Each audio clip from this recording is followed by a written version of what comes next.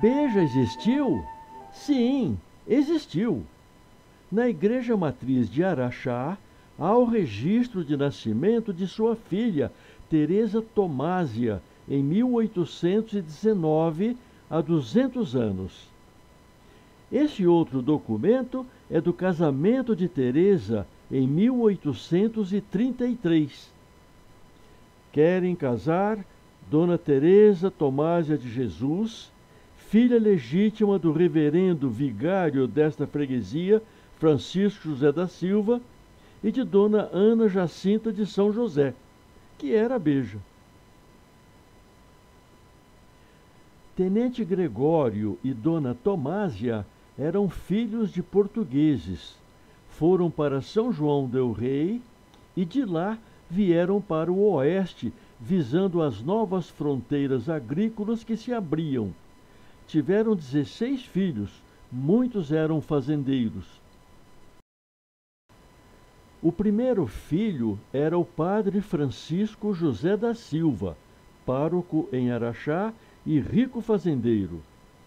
Padre Francisco uniu-se com Beja, com quem teve uma única filha que recebeu o nome de Teresa, homenagem à avó, que foi a madrinha do batismo. Teresa teve muitos filhos.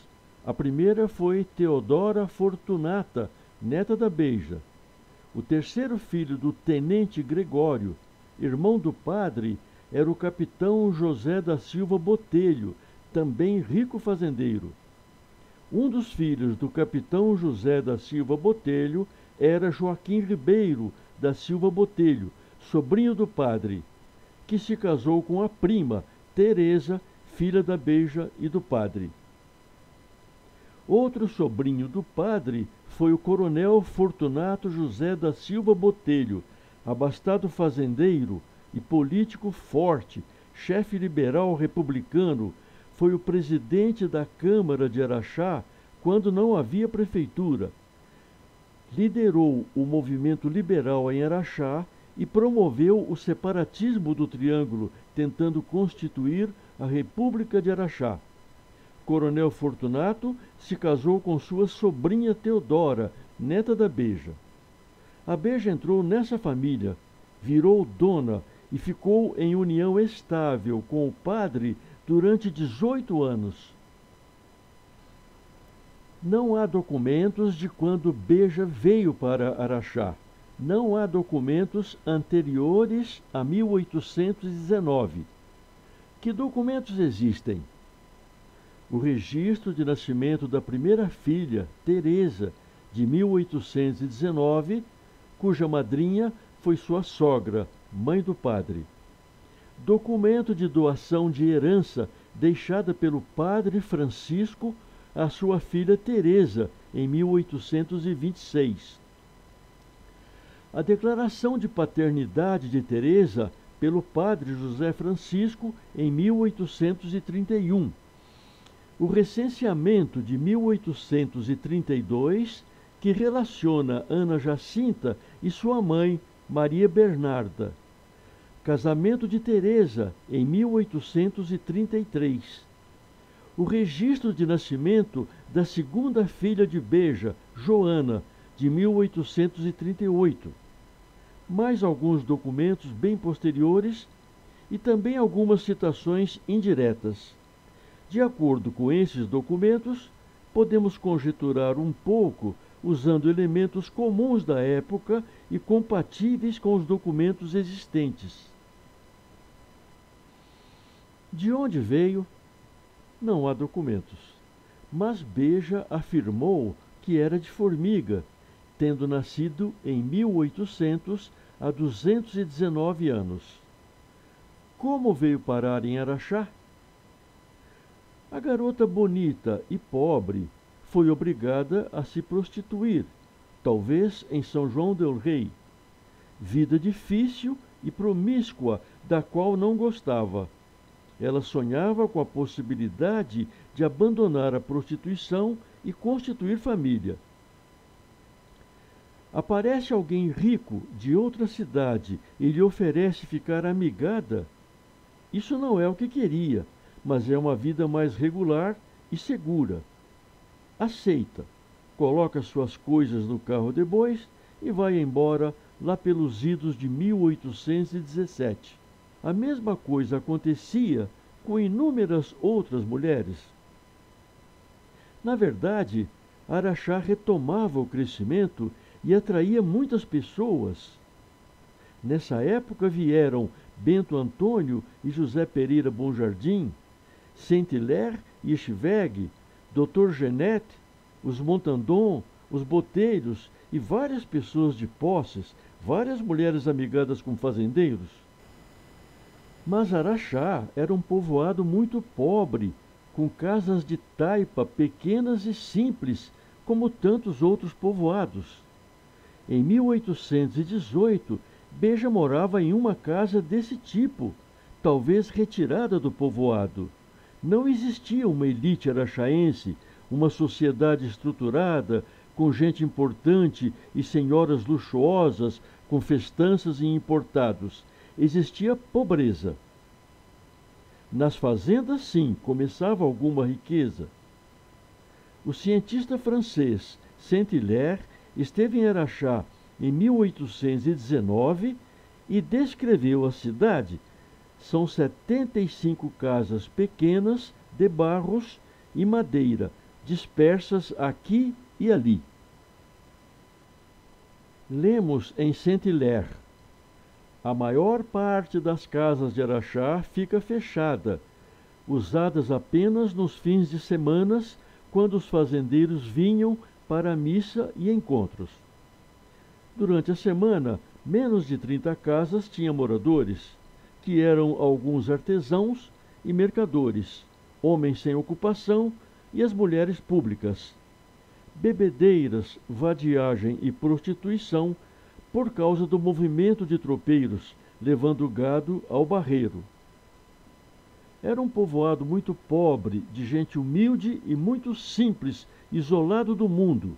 Nada de imperadores, governadores e ouvidores. Nas fazendas, sim, começava alguma riqueza, depois da anexação do Triângulo a Minas, que eliminou o imposto de fronteira, aumentando a renda dos fazendeiros. Surge um padre, também rico fazendeiro, de família de fazendeiros, vigário de Araxá, e oferece uma vida mais compensatória por ser solteiro. Ele não pode casar oficialmente, mas Beja aceita e constitui família por cerca de 18 anos. Convive com o padre e vira dona na fazenda. Logo fica grávida e nasce sua filha, que recebeu o nome da mãe do padre e por ela foi batizada. Beja foi aceita pela família do padre, inclusive sendo madrinha de um parente. Conseguiu vida normal, de união estável. Depois de algum tempo, trouxe sua mãe, Maria Bernarda. O padre era de 1770, 30 anos mais velho que Beja. Depois de algum tempo, fez testamento, deixando a fazenda para a filha Teresa e um dote para a mãe, a Beja. Com a ajuda do padre, Beja mandou construir ou comprou um sobrado no Largo da Matriz.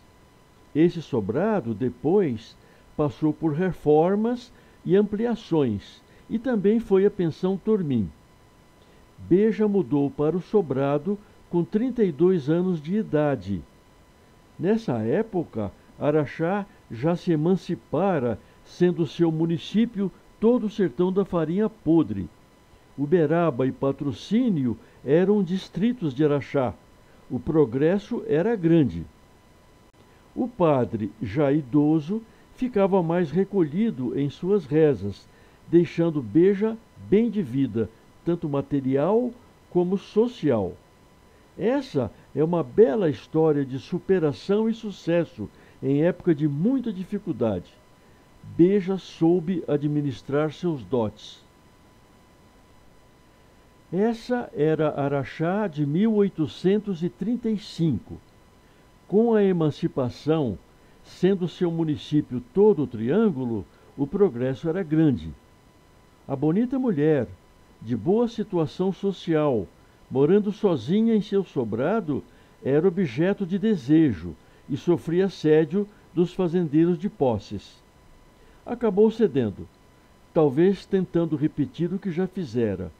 Sua clientela era seleta. Ficou grávida da segunda filha, Joana, que nasceu em 1838. Ninguém assumiu a paternidade. Essa situação pode ter provocado o afastamento da família, inclusive de sua filha, Teresa. Com a idade chegando, esse tipo de vida não durou muito. As fazendas continuavam crescendo, mas a cidade entrou em grave crise que durou cerca de 50 anos. A causa foi a perda de território municipal e de arrecadação. Em 1836, Uberaba separou-se de Araxá, reduzindo o território pela metade. Em 1840 foi patrocínio, ficando Araxá com 1/5 do que era. Araxá parou. Muitas pessoas mudaram-se, principalmente para Bagagem, atual Estrela do Sul, por causa da riqueza dos garimpos de diamantes. Outros se mudaram para Uberaba. Beja mudou-se para Bagagem com sua filha. Lá casou-a com um fazendeiro. Beja deixou fama de formosa dama e prostituta seletiva. Essa é a história de Beja, união estável com o padre José Francisco por cerca de 18 anos, tendo a filha Teresa. Depois, retornou à vida pública, teve a segunda filha Joana, mas ninguém assumiu a paternidade. Mudou-se para Estrela do Sul, morre com 73 anos de idade e não se sabe onde foi enterrada. Em 1915, Sebastião de Afonseca escreveu a história ficcional que da Beja tem apenas seu nome. Anterior a ele, não existe qualquer citação em livros, revistas e jornais. Sebastião fala de um sequestro com assassinato efetuado pelo ouvidor de Paracatu, Joaquim Inácio Silveira da Mota, que levou Beja para Paracatu, de onde voltou muito rica. Sebastião não apresentou qualquer documento. O primeiro problema é que o ouvidor de Paracatu era outro, Luiz Soares Teixeira de Gouveia. Esse documento mostra que em 1816 estava deixando o cargo, citou Desemboque e nem sabia da existência de Araxá. Por isso, alguns comentaristas mudaram a história da Beja, transferindo o rapto para Goiás, onde Joaquim Inácio Silveira da Mota era ouvidor, tudo sem documentos. Eschweg esteve em Araxá na época, descreveu a cidade, descreveu um crime contra um escravo e não cita assassinato do avô de Beja e seu sequestro. Em 1819, Saint-Hilaire esteve em Araxá, descreveu o povoado e não citou Beja, nem orgias e festanças. Citou um povoado pobre, parado, com casas fechadas e muita vagabundagem e prostituição. Aqui devemos dar um desconto, porque havia preconceito de europeus em relação ao Brasil, coisa que até hoje ocorre. Não há documentos nem processos de assassinatos e sequestros. Não se conhece citação alguma de Beja de qualquer publicação da época. A ficção pegou. O turismo medicinal deu um impulso à história, depois o feminismo deu outro. Apareceram artigos, romances, novela, que levaram o nome de Araxá mundo afora. Mas Beja nada teve a ver com isso. Já havia morrido há muitos anos, ela nem sabia escrever. As pesquisas foram intensas por escritores e pela televisão que fez uma novela, mas nada apareceu para comprovar a história. Ao contrário, os documentos que apareceram divergem da ficção. Hoje, muitas empresas usam o nome de Beja. Desse modo, Araxá possui duas histórias, uma documentada e outra para turistas, e assim vai continuar.